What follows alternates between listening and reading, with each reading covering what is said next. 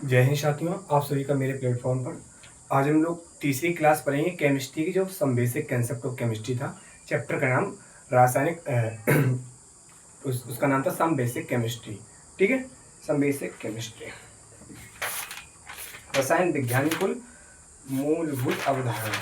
ठीक है, हम लोग 2 क्लासेस उसके अंदर पढ़ चुके थे। ठीक है, अच्छा, थोड़ा 5 मिनट में उसका रिवीजन कर लेते हैं। और जिन लोगों ने अभी तक चैनल सब्सक्राइब नहीं किया, जरूर चैनल को सब्सक्राइब करना। चैप्टर का नाम क्या है? Some basic concept on chemistry. ठीक है, यानी कि रसायन विज्ञान की कुछ मूलभूत अवधारणा। हम लोगों ने सबसे पहली क्लास है, ओनली 5 मिनट लेंगे, बस थोड़ा समझना है। अगर रोज इसी प्रकार से पीछे का कवर करते हुए चलेंगे तो चीज़ें कवर करेंगे। पदार्थ क्या है? बताया था, प्रकृति में जितने भी द्रव होते हैं, यदि उसमें केमिकल चेंज होते हैं तो पदार्थ होते हैं। और फिर पदार्थों का 2 प्रकार से वर्गीकरण किया था, भौतिक वर्गीकरण और रासायनिक वर्गीकरण। भौतिक वर्गीकरण में क्या था? ठोस, द्रव, गैस की मुख्य थी, प्लाज्मा थी, और बोस आइंस्टीन की संगठित अवस्था, ये 3 थे। और हम लोगों ने क्या पढ़ा था? पदार्थों की रासायनिक वर्गीकरण। रासायनिक वर्गीकरण 2 प्रकार से था, शुद्ध पदार्थ और अशुद्ध पदार्थ। उसमें हमने बताया था आपको शुद्ध पदार्थ क्या होते हैं। वे पदार्थ जो एक ही प्रकार के कणों से मिलकर बने होते हैं, उन्हें हम शुद्ध पदार्थ कहते थे। ठीक है, और अशुद्ध क्या होते हैं? 2 या 2 से अधिक प्रकार के कणों से मिलकर बने होते हैं, उन्हें अशुद्ध कहेंगे। और जो शुद्ध पदार्थ होते हैं, 2 प्रकार के होते हैं, तत्व और यौगिक। तत्व कितने होते थे वहाँ पर? 3। धातु, अधातु, अधातु। तत्व क्या है? पदार्थ का जो सबसे सरलतम रूप है, उसे हम लोग तत्व कह देते हैं। और तत्व भी आपके 3 प्रकार के होते हैं, धातु, अधातु, धातु। धातु क्या है? जो इलेक्ट्रॉनों को त्याग कर, इलेक्ट्रॉन पर कैसा चार्ज होता है? नेगेटिव चार्ज होता है। ये क्या करते हैं? इलेक्ट्रॉन को त्याग कर धनायन बनाने की प्रवृत्ति रखते हैं, उन्हें हम धातु कहते हैं। जैसे जिंक, कॉपर, ये सब मैंने बताए थे। और अधातु क्या होते हैं? ये क्या करते हैं? इलेक्ट्रॉन को ग्रहण कर लेते हैं, इलेक्ट्रॉन को ग्रहण कर लेंगे। इलेक्ट्रॉन पर कैसा चार्ज है? नेगेटिव चार्ज है। जब इलेक्ट्रॉन पर नेगेटिव चार्ज है तो क्या बनाएंगे? ऋणायन बनाएंगे। और उपधातु क्या करती हैं? धातु अधातु दोनों के गुण रखते हैं, उन्हें उपधातु कहते हैं। फिर हम लोग आए थे यौगिक। यौगिक क्या होते हैं? ऐसे पदार्थ से मिलकर, निश्चित अनुपात से मिलकर बनता है, उसे यौगिक कहते हैं। जो 2 या 2 से अधिक पदार्थों के निश्चित अनुपात से मिलकर बनता है कोई नया, उसे यौगिक कहते हैं। यौगिक भी अपने यहाँ पर 2 प्रकार के स्रोतों के आधार पर और रसमीकरण विधि के आधार पर। हमने बताया था स्रोतों के आधार पर थोड़ा जिक्र करना इस पर। उस पर कार्बनिक और अकार्बनिक। कार्बनिक जो जीवों में पाया जाता है, और अकार्बनिक जो जीवों के अलावा जहाँ कहीं भी पाया जाता है। ठीक है, अब उधर अशुद्ध पदार्थ पे चलते हैं। अशुद्ध पदार्थ में मैंने बताया 2 प्रकार के होते हैं। अशुद्ध पदार्थ 2 प्रकार के होते हैं, समांगी और विषमांगी। ठीक है, याद हो गया। और हमने बताया था समांगी मिश्रण की प्रावस्था का मान 1 होता है। प्रावस्था क्या होती है? कल कुछ पता नहीं क्या हुआ, क्लास अचानक बंद होगी, चीज़ों को समझा नहीं पाई। ठीक, प्रावस्था क्या होती है? कई अलग अलग पदार्थों को संयुक्त कराने पर उनकी अंतिम अवस्था एक। जैसे कि समझ लो, कल है जैसे कि चीनी प्लस जल। यहाँ पर चीनी अपनी कैसी है? चीनी अपनी ठोस अवस्था में होती है। ठीक है, प्लस जल कैसा है? द्रव अवस्था में। इनकी जो अंतिम अवस्था क्या रहेगी? द्रव ही रहेगी। अंतिम अवस्था क्या रहेगी? द्रव। चीनी और जल को घोलिए, चीनी ठोस है तो उनकी अंतिम अवस्था क्या रहेगी? द्रव। इसको हम कहते हैं प्रावस्था। क्या कहेंगे? प्रावस्था, प्रावस्था। और आपको पता होना चाहिए समांगी मिश्रण की प्रावस्था का मान। समांगी मिश्रण की कल की रिवीजन करा रहे थोड़ा बस। समांगी मिश्रण की प्रावस्था का मान आप लोग बताइए कितना होता है? बता चुके, 1 होता है। ठीक है, क्यों 1 होता है? क्योंकि देखिए, समांगी मिश्रण में क्या होता है? जो इसके अंदर अवयव होते हैं, समांगी मिश्रण में जो कंपोनेंट्स होते हैं, जो अवयव होते हैं, ये अपने गुणों को नहीं दर्शा, मतलब ये देखना इनमें संभव नहीं होता है। अच्छा, नमक और चीनी का जो घोल बनेगा, क्या जो द्रव तैयार हुआ है, क्या उसमें नमक चीनी देख पाओगे? नहीं देख पाओगे, सिर्फ अनुभव करेंगे आप। ठीक है, इसी प्रकार से। और विषमांगी मिश्रण की बोल है, विषमांगी, थोड़ा समझ लो फिर आगे चलते हैं। विषमांगी, जिन्होंने कल पढ़ा उनको सबको समझ में आया। विषमांगी मिश्रण की प्रावस्था का जो मान होता है, प्रावस्था का जो मान होता है, वो अलग अलग होता है, अलग अलग होता है। अलग अलग क्यों होता है? क्योंकि देखो, समझने का कंसेप्ट है यहाँ पर, बस समझ लो। क्योंकि जो विषमांगी मिश्रण है ना, विषमांगी, इसके जो अवयव हैं, जो कंपोनेंट्स हैं, अवयव, जो एक इनके अवयवों से एक घोल जो तैयार होगा, घोल तैयार होगा, उनके अवयवों को देख पाना संभव होगा, देख पाना संभव होगा। अच्छा देखो कैसे, जैसे कि इसका उदाहरण ले लेते हैं, जल प्लस बालू, बालू, ठीक है। जल यहाँ पर कैसा है, ठोस, प्लस बालू कैसी है, जल हम कह रहे ठोस, द्रव है, बालू कैसी है यहाँ पर, ठोस। इनकी जो अंतिम अवस्था होगी क्या एक ही रहेगी? आप बताओ, बालू और जल को जब घोलोगे क्या उससे देख नहीं पाओगे? घोल के देखना, आप देख सकते हो। तो यहाँ पर जो इनकी प्रवस्था होगी, एक तो द्रव होगी और एक ठोस होगी, अलग अलग होंगी, ठीक है, अलग अलग है। ठीक है, आज की क्लास में ये सब पीछे की क्लास का रिवीजन था, जो 2 क्लास में अभी तक हम लोगों ने पढ़ा था। आज की क्लास में हम लोग पढ़ने वाले परमाणु, एटम के बारे में, ठीक है। जिन लोगों ने क्लास नहीं देखी जरूर देखिएगा। डिस्क्रिप्शन में व्हाट्सएप चैनल, टेलीग्राम चैनल, सब लिंक दी हुई है, आप लोग ज्वाइन कीजिएगा, जहाँ पर आपको नोट्स मिलते हैं। और अपने आसपास के लोगों को बता दीजिएगा। देखिए आप लोग क्या करते हो, एक क्लास थोड़ी देर देखी भाग जाते, नहीं, 1 2 3 आपको क्लास को देखना है, कैसा मटेरियल मिल रहा है, आपके सामने वो हर चीज़ लिखाएंगे, कुछ लिखा लिखाया नहीं लाएगा, ठीक है।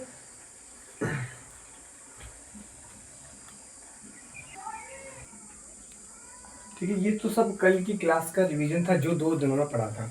ये बहुत धीरे धीरे पढ़ाएंगे। और देखिए, यदि आपके डाउट जो हुआ करे, आप कमेंट सेक्शन में लिख दिया करो, हम आपको जवाब देंगे, ठीक है।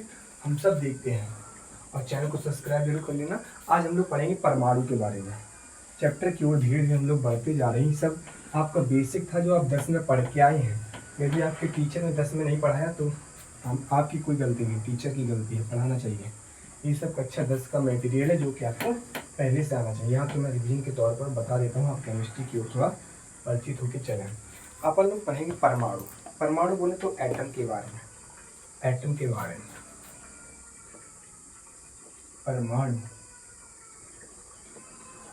एटम के बारे में पढ़ेंगे, ठीक है। परमाणु बोले तो अपन लोग पढ़ेंगे एटम के बारे में।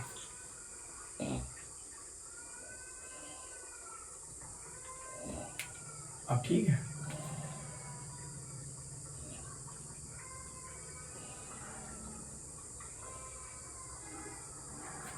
अच्छा आप लोग बताओ परमाणु क्या है? आप अच्छा 9th क्लास में ये चीज़ फिजिक्स के अंदर पढ़ के आए हो।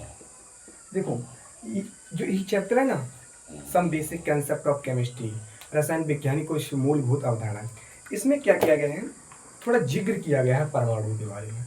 जो नेक्स्ट चैप्टर है उसमें डिटेल स्टडी है परमाणु की, हम खुद कराएंगे, ठीक है, इस चैप्टर के बाद। और पढ़ाई का रूटीन क्या रहेगा ये हम सब बताने वाले हैं। देखिए यहाँ पर थोड़ा समझते हैं, यहाँ जितना है हम अभी उतनी बताने की कोशिश करते हैं। यदि मैं डिटेल में घुस जाऊँगा तो आपको कुछ पल्ले नहीं पड़ेगा, ठीक है, घुसेंगे, हर चीज़ का समय है। देखो परमाणु क्या है, परमाणु पदार्थ का एक सबसे सूक्ष्मतम कण है, सबसे सूक्ष्मतम कण। परमाणु जो है वो पदार्थ का सबसे सूक्ष्मतम कण है, याद रखिएगा, परमाणु पदार्थ का सबसे सूक्ष्मतम कण है, ठीक है। और ये स्वतंत्र अवस्था में क्या रहता है, स्वतंत्र अवस्था में नहीं रह सकता है। परमाणु है ये पदार्थ का सबसे सूक्ष्मतम कण है, और ये कभी भी स्वतंत्र अवस्था में नहीं रहता है। और ये रासायनिक अभिक्रिया में लिखते हैं, पॉइंट फिर समझते हैं। परमाणु पदार्थ का, एक मिनट, इसमें इंक खत्म हो रहा है तो ये डालते हैं फिर। और आप लोग बता दीजिएगा अपने आसपास के लोगों को, ठीक है, डेली क्लास चलेगी,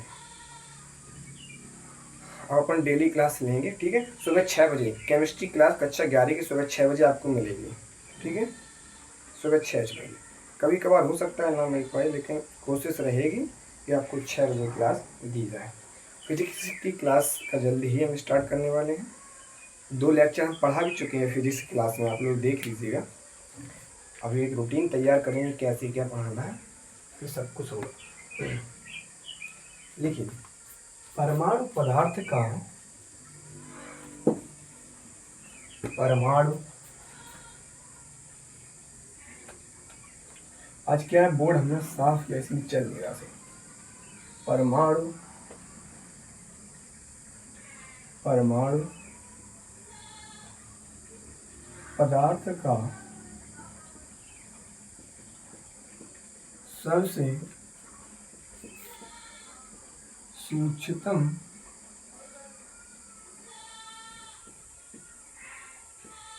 है। देखो जो परमाणु है ये क्या है, पदार्थ का सबसे सूक्ष्म, ठीक है, परमाणु पदार्थ का सबसे सूक्ष्मतम कण है, ठीक है। यह स्वतंत्र अवस्था में नहीं रह सकता है। यह है, अपन 2-3 पॉइंट लिखेंगे फिर आगे बढ़ेंगे। यह स्वतंत्र अवस्था में नहीं रह सकता है, नहीं रह सकता है। देखो परमाणु क्या है, पदार्थ का सबसे सूक्ष्मतम कण है और ये कैसी स्वतंत्र अवस्था में नहीं रह सकता है, ठीक है। रासायनिक विक्रिया में क्या होता है, ये भाग लेता है, ठीक है, रासायनिक विक्रिया में भाग लेता है। तो परमाणु है ये रासायनिक अभिक्रिया में भाग लेता है। यह रासायनिक अभिक्रिया में रासायनिक अभिक्रिया में भाग लेता है।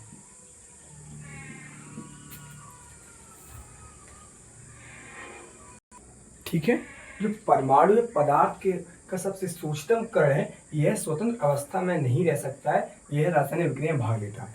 आप ये भी कह सकते हैं परमाणु किसी पदार्थ का सबसे सूक्ष्मतम मूलभूत कण है, किसी भी पदार्थ का। आप ये भी लिख सकते हो, लिख लीजिएगा,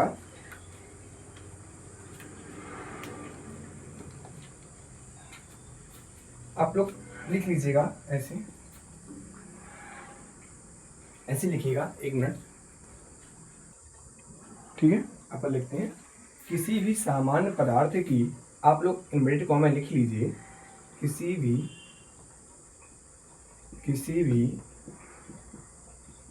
सामान्य पदार्थ की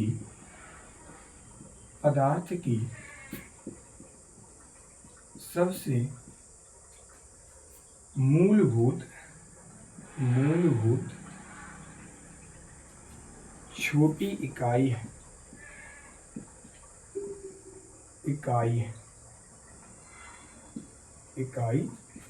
ठीक है।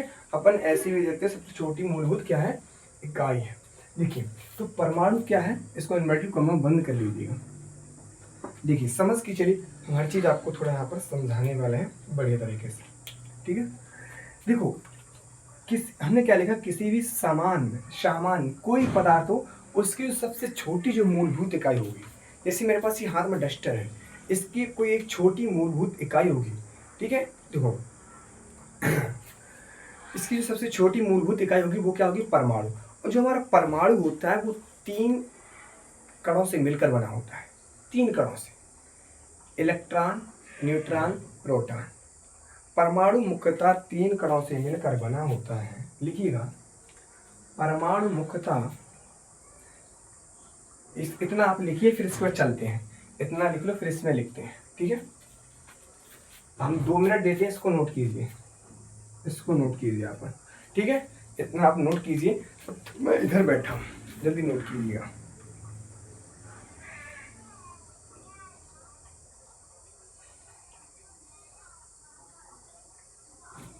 जल्दी नोट कीजिएगा, फिर हम लोग आगे चलते हैं, ठीक है। अब जो इसमें जो परमाणु है वे 3 प्रकार के कणों से मिलकर बना, परमाणु को मुख्यतः 3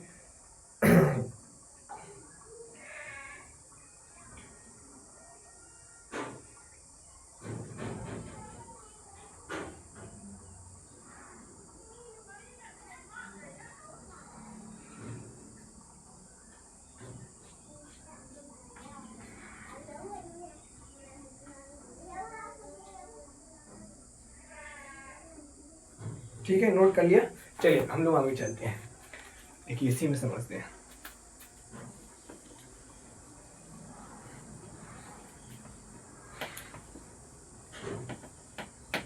देखो ये परमाणु है, ये 3 कणों से मिलकर बना है, ठीक है। 3 सबसे छोटी जो कण है उनसे मिलकर बना हुआ है।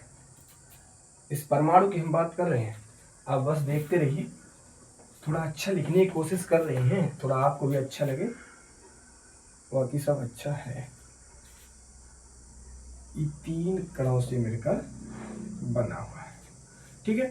थोड़ा समझेंगे अच्छे तरीके से, आप भी मेरी तरह एकदम कलरफुल तरीके से लिखे, आप एकदम पढ़ने में मजा आए, ठीक है, एकदम पढ़ने में मजा आए। देखिए परमाणु कौन सी 3 कणों से मिलकर बना है। देखो पहला आपका हो गया प्रोटॉन, प्रोटॉन, ठीक है। दूसरा आपका क्या हो गया, न्यूट्रॉन। नेक्स्ट आपका हो गया इलेक्ट्रॉन। बस समझते चलिए, इलेक्ट्रॉन। देखो सबसे अपन बात करते हैं पहले, परमाणु क्या है, किसी भी सामान्य पदार्थ का सबसे सूक्ष्मतम कण। एक बार फिर से बताता हूं, परमाणु जो है वो किसी भी पदार्थ का, किसी भी पदार्थ का सबसे सूक्ष्मतम कण है, ठीक है, सबसे सूक्ष्मतम कण है, ठीक है। और जो परमाणु है 3 कणों से मिलकर बना है। कौन कौन से कण है, एक आपका है प्रोटॉन, ठीक है, नेक्स्ट आपका है न्यूट्रॉन, ठीक है, फिर आपका है इलेक्ट्रॉन। इन 3 कणों से मिलकर क्या बना है, परमाणु, ठीक है।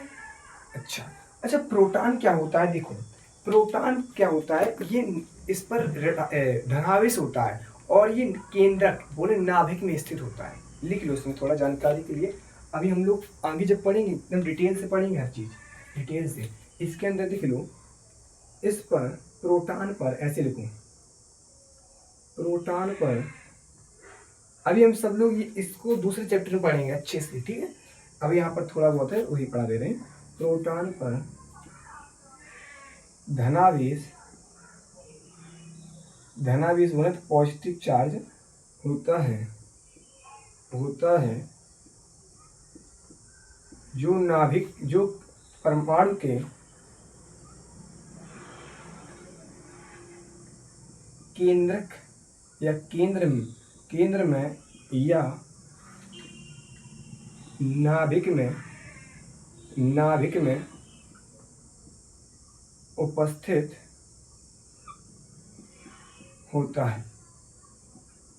देखिए जो अपन प्रोटॉन है, प्रोटॉन पर कैसा आवेश होता है, धनावेश होता है, जो क्या होता है परमाणु के केंद्रक, यानी कि परमाणु के केंद्रक बोले तो ये क्या होता है, परमाणु के केंद्रक यानी कि नाभिक में उपस्थित होता है, ठीक है, नाभिक में उपस्थित होता है।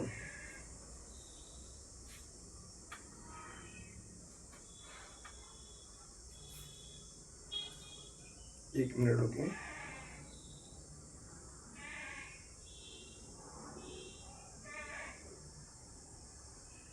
ठीक है, ठीक है।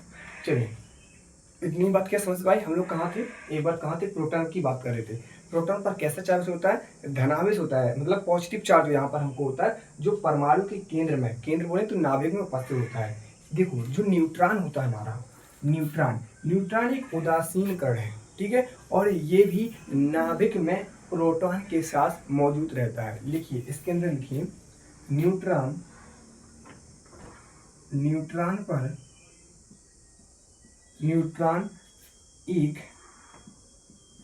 एक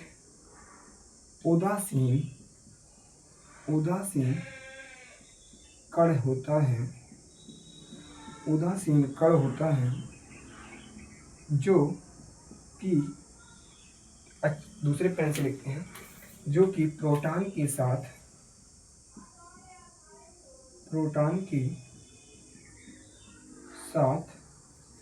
नाभिक में उपस्थित होता है, प्रोटॉन के साथ नाभिक में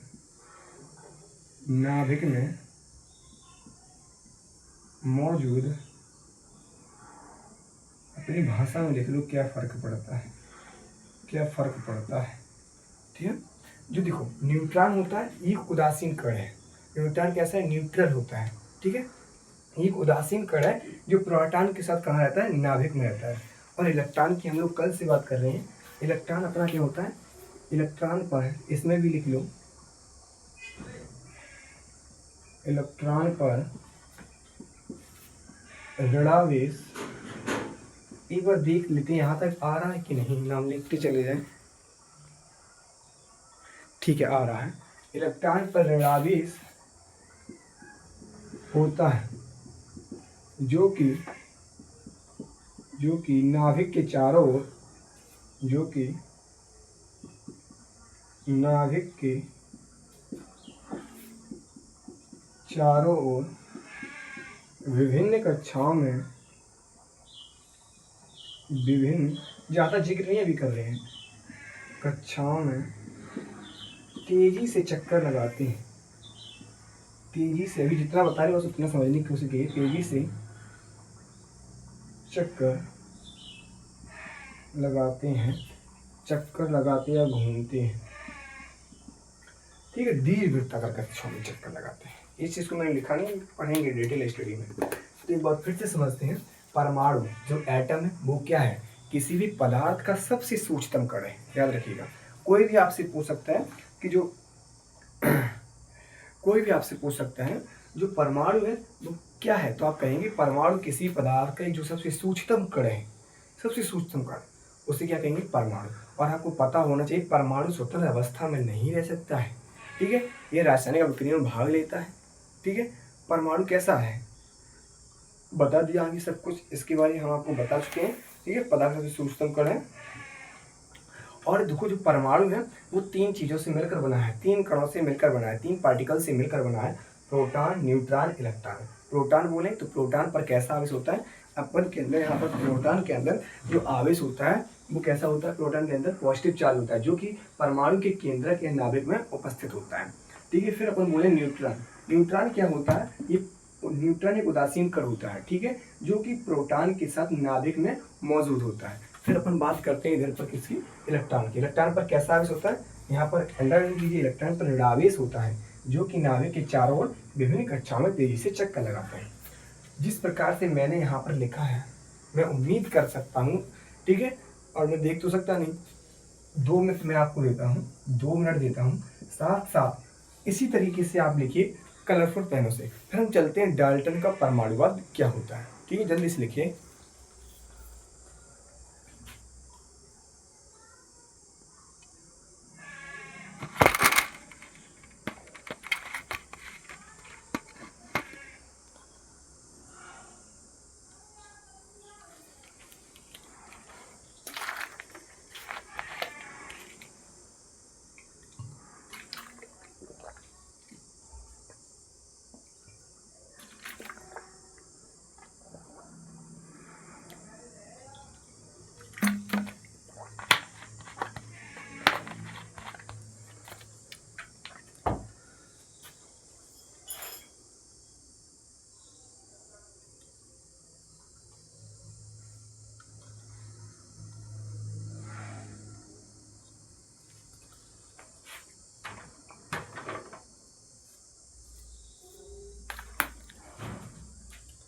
चलिए जल्दी से नोट कीजिएगा, जल्दी नोट कीजिएगा। ठीक है, 2 मिनट आपको दिए, नोट करिए। फिर हम लोग डाल्टन के परमाणुवाद पर चलते हैं।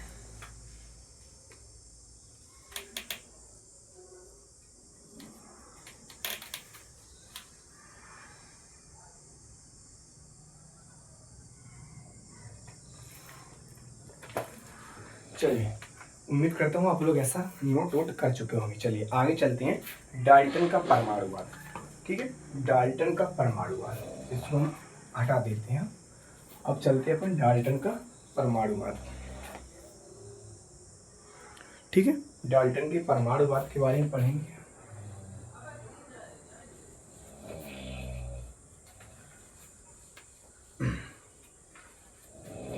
सब कुछ साथ साथ लिखना है, ऐसी नोट्स बनाना है। ठीक है, ऐसी नोट्स।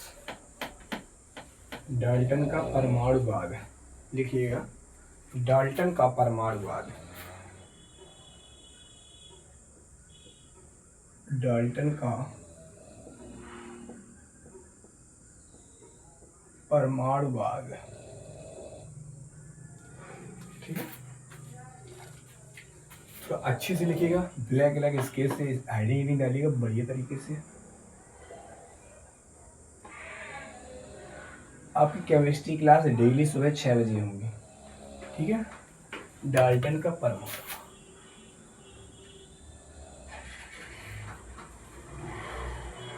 हम लोग दूसरे चैप्टर में भी इनको पढ़ेंगे। ठीक है, देखो डाल्टन आए, इन्होंने बताया किसी पदार्थ का सबसे सूक्ष्मतम कण होता है वो क्या होता है? परमाणु। सबसे पहला पॉइंट लिखें, किसी भी पदार्थ का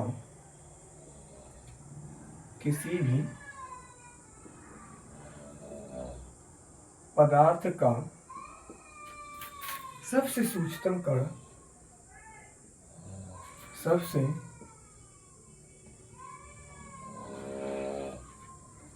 दूसरे पेन से लिखते इस चीज को,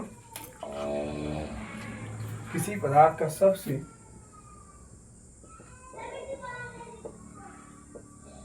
सूक्ष्मतम कण परमाणु होता है। इन्होंने बताया परमाणु अविनाशी है, जिसका कभी विनाश नहीं होता है। परमाणु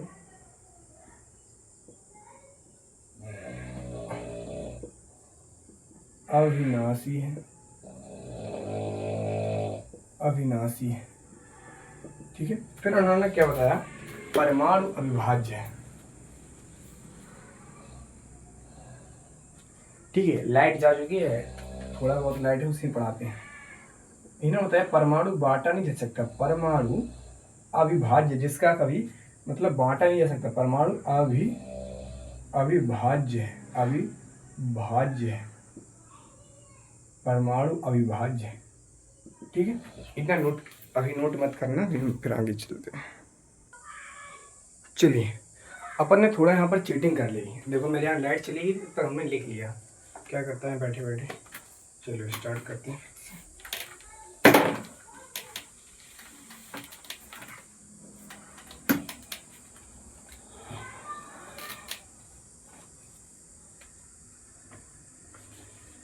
देखिए क्या लिखा है, हम लोग पढ़े डाल्टन का परमाणुवाद।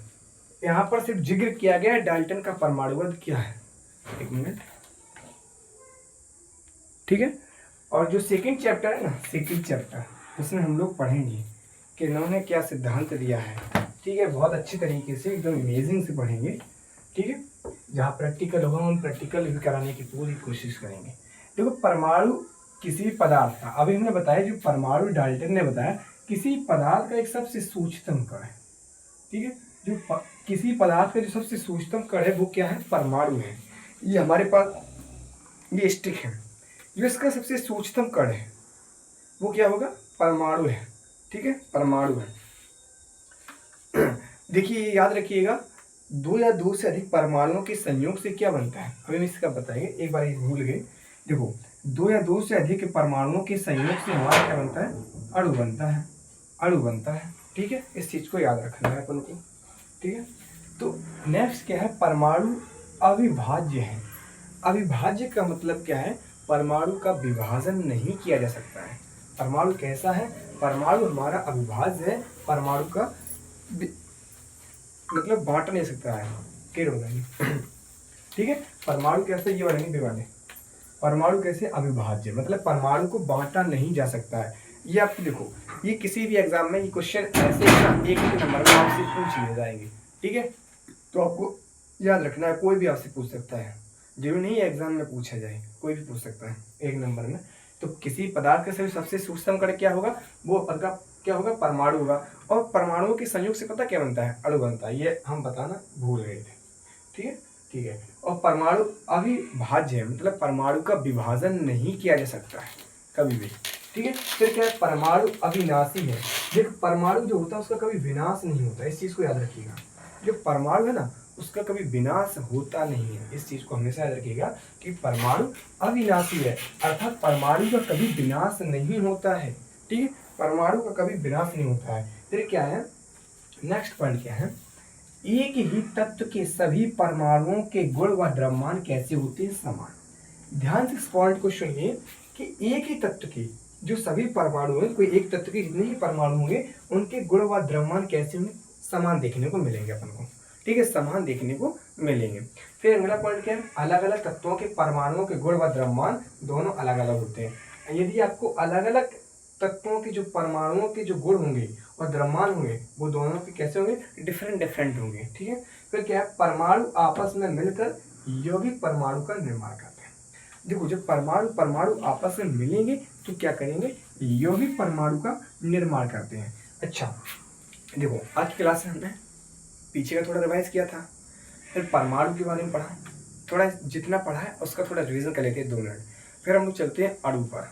ठीक है, अणु पर देखो परमाणु हमने बताया क्या होता है, एक बार सुनिएगा, कॉपी पेन रख दीजिएगा, अभी मैं इसको लिखने का पूरा मौका दूंगा, आप पेन कॉपी रख दीजिएगा साइड में। सुनिए, जो परमाणु है वो क्या है, पदार्थ, किसी पदार्थ का सबसे सूक्ष्मतम कण, और परमाणु 3 चीज़ों से मिलकर बना है। किससे, 3 पार्टिकल्स उसमें होते हैं, न्यूट्रॉन, प्रोटॉन और इलेक्ट्रॉन।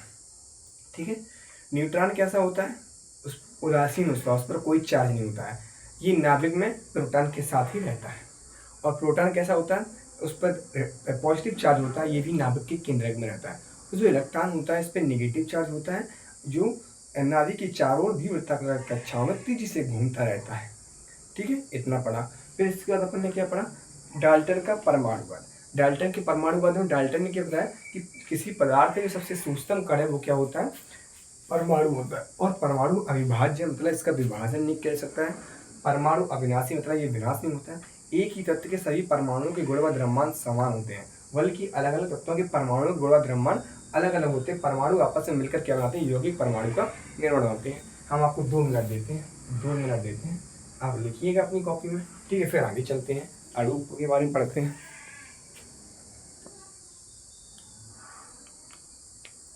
ठीक है, 2 मिनट देते हैं, जल्दी से आप नोट कीजिएगा, फिर आगे चलते हैं।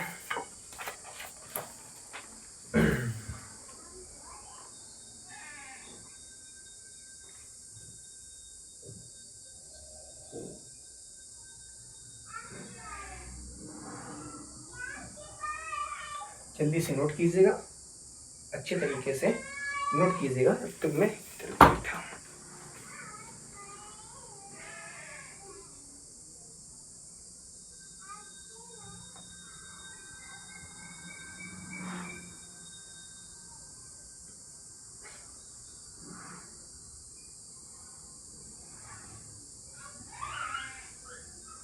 चलिए नोट कर लिया, जल्दी बताओ आपने नोट किया कि नहीं। नोट कर लिया हो तो बताओ, फिर आगे चलते हैं। नोट कर लिया हो तो बताओ, फिर आगे चलते हैं। आगे हम लोग अणु के बारे में पढ़ेंगे, जल्दी से नोट करो, फिर अपन आगे चलते हैं। एक बार नोट करिए, फिर आगे चलते हैं। चलिए, यहाँ पर अपन 2 मिनट हम पूरा दे चुका हूँ, हो सकता है थोड़ा बहुत ना दे पाया हूँ, लेकिन अब मैं स्टार्ट करने जा रहा हूँ। चलिए, अणु क्या है इसके बारे में पढ़ते हैं। अणु के बाद हम लोग क्लास को समाप्त कर देंगे, फिर आपको थोड़ा कुछ बताएंगे क्लास कैसी कब क्या चलेगी। धीरे धीरे पढ़ेंगे, हर चीज़ बेहतरीन पढ़ेंगे। जिन लोगों ने अभी तक वो वाली क्लासेस नहीं देखी जरूर देखिएगा, और IPSC में पूरा पढ़ा दिया है। अपन बात करते हैं अणु, ब्लैक मार्क का, अणु के बारे में बात करते हैं।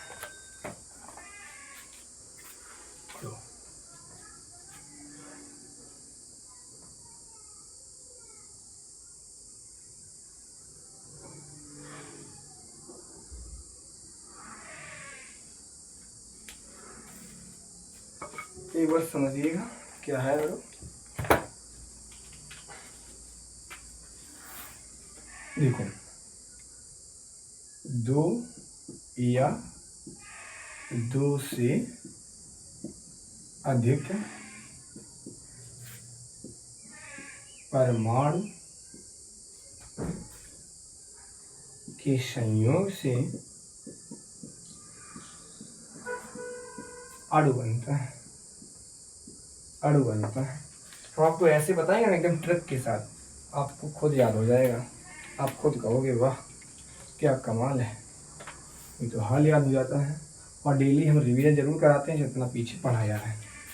ठीक है, देखिए अणु क्या है, इस चीज को हम पहले समझेंगे। अणु है क्या, अणु ये आया कहाँ से।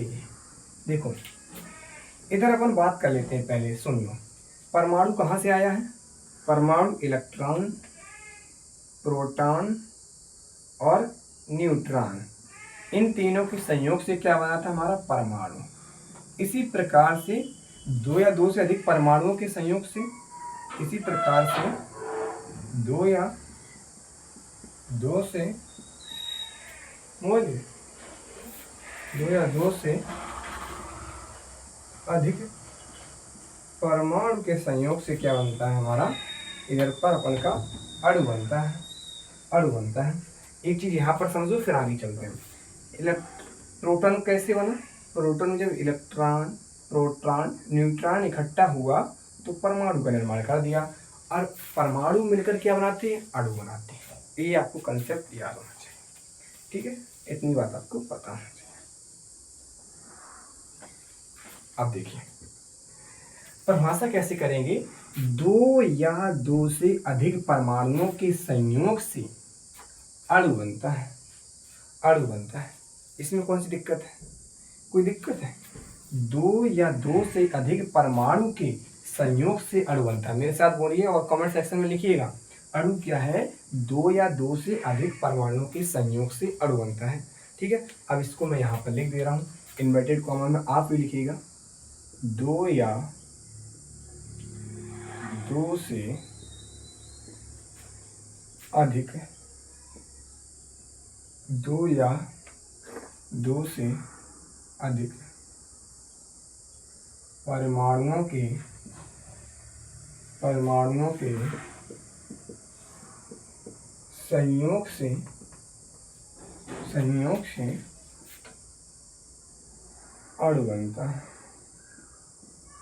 अणु बनता है, इन्वर्टेड कॉमा। आप देखिए क्या कीजिएगा, अणु हेडिंग डालिएगा और फिर ये परिभाषा लिखिएगा, दो या दो से अधिक परमाणुओं के संयोग से अणु बनता है, और नीचे स्केच पेन से इसको लिखिएगा। ये आपको याद, मतलब ये आपके दिमाग में रहेगा तो भी लिख लेंगे, दो या दो से अधिक परमाणु के संयोग से अणु बनता है। इसको इस प्रकार से बॉक्स में बंद करना है। जल्दी कीजिए। देखिए जो हमारे परमाणु होते हैं, एक बार समझते हैं, इसको भी लिख लेते हैं। देखिए तो आप लोग मुझे अणु की परिभाषा सुनाइए, अणु क्या है, कमेंट सेक्शन में इसकी परिभाषा लिखिएगा अपने हिसाब से। देखिए जो अणु है हमारा, जो अणु है ये स्वतंत्र अवस्था में रह सकता है, क्या बताओ? अणु जो हमारा है ये स्वतंत्र अवस्था में रह सकता है, अणु स्वतंत्र, फिर आगे चलते हैं, अवस्था में रह सकता है। यह रासायनिक जो अणु होता है, ये रासायनिक अभिक्रिया में भाग नहीं होता है। यह रासायनिक अभिक्रिया में भाग नहीं लेता। बहुत तेज गर्मी हो रखी है, भाग नहीं, एक मिनट रुकना।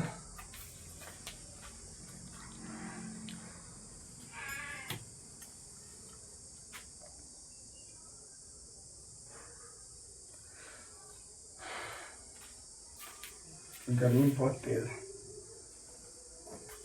तो देखिए हमने यहाँ पर क्या बताया, अणु, थोड़ा समझते हैं।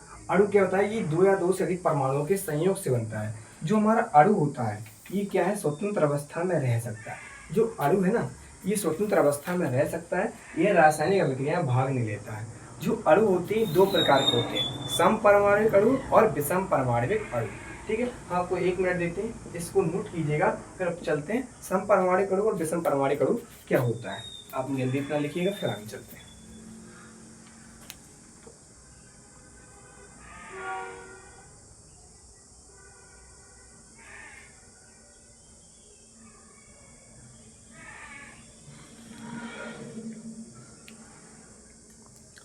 जल्दी नोट कीजिएगा, फिर आगे चलते हैं।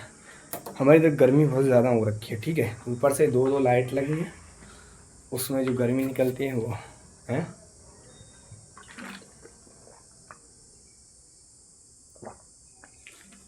एकदम से हम क्वालिटी देंगे आपको, क्वालिटी।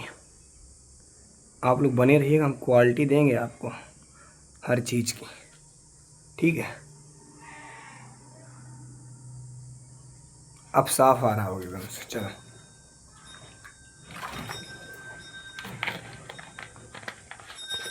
इतना लिख लिया, चलिए आगे चलते हैं। अब हम थोड़ा चीटिंग कर लेंगे। चलिए अपन चलते हैं अणु पर। अणु कितने होते हैं? देखिए अणु मुख्यतः दो प्रकार के होते हैं, लिख लीजिएगा। अणु मुख्यतः दो प्रकार के होते हैं, दो प्रकार के होते हैं। हमने आपको क्या बताया अणु क्या होते हैं? अणु परमाणुओं से मिलकर बने होते हैं, परमाणुओं के संयोजन से बनते हैं, संयोग से बनते हैं। ठीक है, जो अणु है ये हमारे दो प्रकार के होते हैं, होते हैं समपरमाणविक अणु, समपरमाणविक अणु, और दूसरा आपका होता है विषम परमाणविक अणु। समपरमाणविक अणु क्या होता है? जो समान प्रकार के अणुओं से मिलकर बना होता है, और विषम परमाणविक अणु जो विभिन्न अलग अलग परमाणुओं से मिलकर बना होता है। इसकी डेफिनेशन भी लिख लीजिए, ऐसे परमाणु नहीं समपरमाणविक अणु है तो क्या लिखेंगे? ऐसे अणु जो एक ही प्रकार के, ऐसे अणु, इसकी डेफिनेशन लिख लो, ऐसे अणु जो एक ही प्रकार के, एक ही प्रकार के अणुओं से मिलकर बने होते हैं,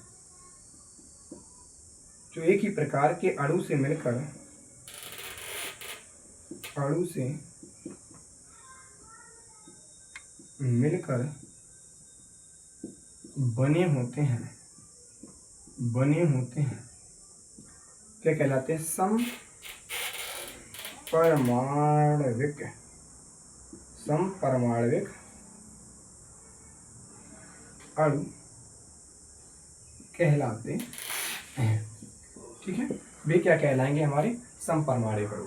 समपरमाणविक अणु कौन कहलाएंगे? जो एक ही प्रकार के अणुओं से मिलकर बने होते हैं, उन्हें हम लोग क्या कहते हैं? समपरमाणविक अणु कहते हैं। ठीक है, विषम परमाणविक अणु क्या है? ऐसे अणु, अभी एग्जाम्पल भी समझेंगे। ऐसे अणु, ऐसे अणु जो अलग अलग परमाणु से मिलकर, जो अलग अलग प्रकार के, इधर देखो परमाणु देखो, अणु नहीं, एक ही प्रकार के परमाणु से, परमाणु से गलत लिख गया था। ऐसे अणु जो अलग अलग, अलग अलग, जो क्या होते हैं? अलग अलग परमाणु से, परमाणुओं से, परमाणुओं से मिलकर बने होते हैं। बहुत गर्मी हो रखी है, बने होते हैं, उन्हें विषम परमाणु अणु कहते हैं। विषम परमाणविक अणु कहते हैं। देखो जो अणु होते हैं ये परमाणु के संयोजन से बनते हैं। ये दो प्रकार के होते हैं। कौन कौन से होते हैं? समपरमाणविक अणु, विषम परमाणविक अणु।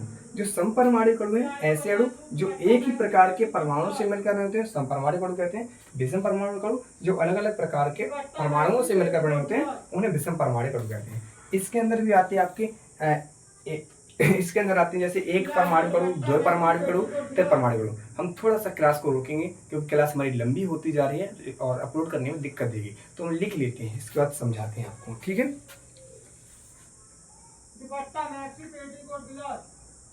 चलिए हम लोग आगे चलते। थोड़ा हमने लिख लिया क्लास को जल्दी समाप्त करने के लिए। ठीक है, बाकी सब चीज़ें हम अच्छे से समझाने की प्रयास करेंगे। एक बार देख लीजिए, एक बार शुरू से देख लेते हैं। अपन शुरू से देख लेते हैं, शुरू से देखेंगे। बताओ शुरू से फिर देखते हैं, पहले यहीं देख लेते हैं। समपरमाणविक अणु की बात की तो क्या होते हैं? ऐसे अणु जो एक ही प्रकार के परमाणु से मिलकर बनते हैं, क्या कहते हैं? समपरमाणविक अणु कहते हैं। ठीक है, समपरमाणविक अणु भी हमारे इतने प्रकार के होते हैं, नीचे हमने लिख रखा है। एक परमाणु अणु यानी कि एक ही प्रकार के अणु से मिलकर बना हो। ठीक है, द्विपरमाणविक अणु मतलब दो मतलब होगा वही परमाणु, लेकिन दो उसमें दो परमाणु कणु होंगे। जैसे कि देखो यहाँ पर हीलियम नियॉन, तो ये क्या है, एक परमाणु कणु। और दो परमाणु अणु की बात करें, जैसे क्लोरीन, क्लोरीन के यहाँ पर कितने परमाणु, दो परमाणु, हाइड्रोजन के दो, नाइट्रोजन के दो, ऑक्सीजन के दो, तो कैसा हो गया, दो परमाणु अणु। ठीक है, फिर अपन करते हैं त्रिपरमाणु अणु। यहाँ पर ऑक्सीजन को देखो कितने परमाणु, तीन, यहाँ तीन लिखा है, तो क्या हो गया, त्रिपरमाणु अणु। ठीक है, और बहुपरमाणु अणु जिसमें बहुत से परमाणु हो, तीन से जिसमें ज्यादा परमाणु देखने को मिलते हैं, वो हमारे क्या होते हैं, बहुपरमाणु अणु। इसी प्रकार से यहाँ ये विषम परमाणु अणु, ऐसे अणु जो अलग अलग परमाणुओं से मिलकर बने होते हैं उन्हें विषम परमाणु अणु कहते हैं। विषम द्विपरमाणु अणु, देखो इसमें जो विषम मतलब अलग अलग हो, द्विपरमाणु अणु, देखो विषम में कितने हैं, दो। देखो विषम में वैसे भी दो ही हो जाएंगे परमाणु। देखिए यहाँ पर एक हाइड्रोजन है और एक क्लोरीन है, ये विषम हो गए, अलग अलग परमाणु है, अलग अलग दो परमाणु अणु, या हाइड्रोजन ब्रोमीन। ठीक है, इसी प्रकार से विषम त्रिपरमाणु अणु जिसमें तीन परमाणुओं पर विषम हो, यहाँ कार्बन और ऑक्सीजन के दो है। ठीक है, हाइड्रोजन के दो, ऑक्सीजन के दो, नाइट्रोजन का एक, ऑक्सीजन के दो, यहाँ पर क्या हो गया, त्रिपरमाणविक अणु। इन सब के बारे में भी हम लोग डिटेल पढ़ेंगे, यहाँ पर तो ऐसे ही शॉर्ट तरीके से। विषम बहुपरमाणु अणु जिसमें तीन से ज्यादा परमाणु, ये हाइड्रोजन के दो, एक सल्फर, एक ऑक्सीजन का कितना है, चार, यहाँ पर तीन से ज्यादा परमाणु देखने को मिल रहे हैं। इसी प्रकार से हाइड्रोजन का एक, नाइट्रोजन का एक और ऑक्सीजन का तीन, यहाँ पर तीन से ज्यादा परमाणु है, तो कैसे, विषम परमाणविक अणु। तो अणु क्या होता है, हमने आपको बताया अणु परमाणुओं के संयोग से बनता है। ठीक है, अणु मुख्यतः दो प्रकार के होते हैं, क्या होते हैं, समपरमाणुक अणु, विषम परमाणुक अणु। विषम परमाणु अणु एक बार समझ, समपरमाणु अणु क्या होता है एक बार समझ लीजिएगा, ऐसे अणु जो एक ही प्रकार के अणुओं, एक ही प्रकार के परमाणु से मिलकर बनते हैं, उन्हें हम लोग कहते हैं समपरमाणुक अणु। समपरमाणुक अणु इतने होते हैं। और विषम परमाणु अणु क्या होते हैं, जो अलग अलग परमाणु से मिलकर बनते हैं, उन्हें विषम परमाणु अणु कहते हैं। आज की क्लास में हम लोगों ने क्या किया, सबसे पहले पीछे की क्लास का रिवीजन किया था, समझते रहिए, पीछे की क्लास का क्या किया था, रिवीजन किया था। ठीक, गर्मी बहुत ज़्यादा है। पीछे की क्लास का क्या किया था अपन ने, रिवीजन किया था। ठीक है, मतलब पदार्थ क्या है, इनका वर्गीकरण क्या गया था। इसके बाद हम लोगों ने परमाणु के बारे में पढ़ा, फिर अणु के बारे में पढ़ा। बहुत अच्छे तरीके से पढ़ाया हमने इतनी गर्मी में। ठीक, कुछ चलाते नहीं यहाँ पर पंखा अंखा, फिर भी यहाँ पर थोड़ी बहुत आपका उसमें आवाज़ आ रही होगी। ठीक है, गर्मी लग रही है इसीलिए नहीं चलाते, उसमें आवाज़ जाएगी। ठीक है, और बढ़िया क्वालिटी देने का पूरा प्रयास है। और डिस्क्रिप्शन में जो लिंक मैंने दे रखी है, प्लीज़ ज़रूर ज्वाइन कीजिएगा। नए हो तो चैनल को सब्सक्राइब कीजिएगा। ठीक है, और अपने आसपास के लोगों को बता दीजिएगा। आप लोग थोड़ा मेरा सपोर्ट कीजिए, बाकी सब बढ़िया है। ठीक है, और समझते हैं फिर आपको क्या करना है। और देखिए अब मेरा रूटीन रहेगा, केमिस्ट्री क्लासें सप्ताह का जो शुरुआत होगा उसमें 3 दिन चलेंगे। कल आपकी केमिस्ट्री क्लास नहीं चलेगी, कल शायद फिजिक्स की क्लास चलेगी। ठीक है, रूटीन बना देंगे, तब तक के लिए बने रहिए और अपना ख्याल रखिएगा। ठीक है, और ये नोट कर लीजिएगा, इसके लिए मैं 2 मिनट दे रहा हूँ, जल्दी से नोट कीजिएगा, फिर आगे चलते हैं। नोट करिए, पहले नोट कर लीजिए 2 मिनट, फिर मैं थोड़ी एक महत्वपूर्ण बात बताएंगे आपको, पहले नोट कर लीजिएगा। तब तक हम थोड़ा पानी पी लेते हैं, गर्मी बहुत ज़्यादा हो रखी है हमारे इधर पर। गर्मी यार बहुत ज़्यादा है, क्या ही बताएं।